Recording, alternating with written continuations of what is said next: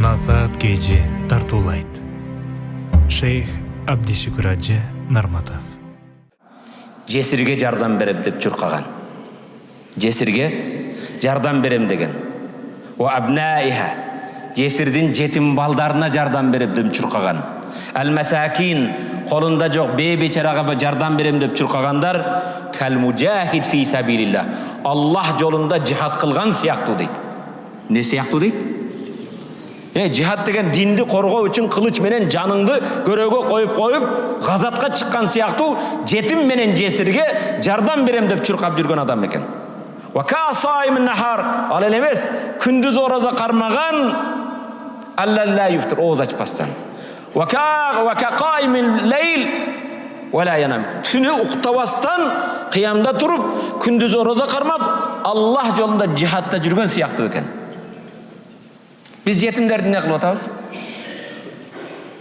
Жетим шариатта атасын жоготкон бала балагатка жеткенге чейин жетим болот. Энеси өлгөн жетим болбойт шариатта. Энеси өлгөндү латим дейт. Латим деген сөз өгөй энеден шапалак жегенди айтат. Же болбосо латим деген сөз араб тилинде эртерээк эненин эмчегинен ажыратылган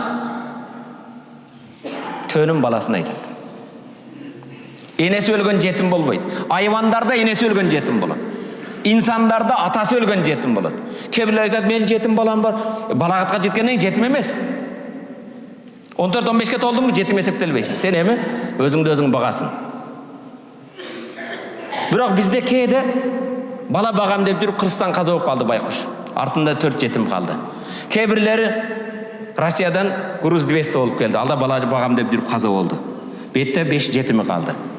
Жетимдин туугандары эмне кылат? Келип балдай таттуу болгон жалган сөздөрдү айтат. Биз барбыз дейт. Белиңди бекем байла дейт. Мына Айшаталар барып турат дейт. Байгелериң турат, тайгелериң турат дейт.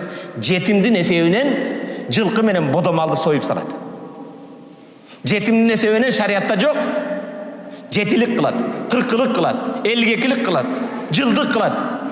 Байкуш жетим мектепке бар элек мойнуга 2-3 жылкы 20-30 кой жүктөлөт. Башкалар жакшы кийинсе жетим кийимге жетпейт. Жетим билимге жетпейт. Жетим байкуш бир саан уйга жетпейт. Жетимдин курсагы эсенен курсак тойгозуп алып анан кана баягы мен бар дегендер. Анан жетим байкуш өзүнүн теңкурларын мектепте көргөн кезде ыйлайт. Ага окшоп кийине албайт, андай алган кийимди ала албайт. Ал көтөргөн сумканы көтөрө албайт. Жерде жетим ыйласа, иза бакал ятим ихтазза аршур рахман. Жерде жетим ыйласа, Алланын аршы титрейт экен. Аллах таала: "Я Жабраил, мен абкал ятим." Жабраил, жетимди ким ыйлатты дейт экен. Жабраил, жерде жетимди ким ыйлатып жатат дейт. Хайрул буют индаллахи бейтун фихи ятимун мукрам. Эң жакшы үй мечит сыяктуу үй. Мечитке окшош периштелер рахмат жаадырган үй. Алланын рахматы жааган эң жакшы үй Евроремонт эмес. Италия стилинде, башка стилинде салынган эмес. Хайрул буют, үйлөрдүн эң жакшысы ятимун фи бейтун фихи ятимун мукрам. Кайсы үйдө бир жетим сый урмат көрсө дейт. Жетимдин курсагы тойсо, жетимдин үстү бүтүн болсо, жетимдин билими болсо, кайсы үйдө жетим сый урмат көрсө, жетимдин кадыр баркы болгон үй мечиттен айырмасы жок дейт. Ошондуктан пайгамбар ана ва кафил ятим кахатайн. Жетимди кепилдик алган адам мени менен бейиште ушундай дейт. Экөө кандай жакын? Урматтуу мусулман бир тууган, жетимди кепилдик алуу деген сөз айына 10 000 сом котор деген сөз маселе эмес. Кээде 3 жолу чайханага барбай койгон, 5-6 жолу кафеге барбай койгон, 3 000 сом, 4 000 сом.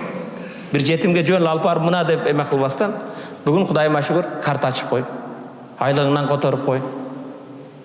Ош жетимдер байкуш илим алсын, мектебин бүтсүн, башкасын бүтсүн.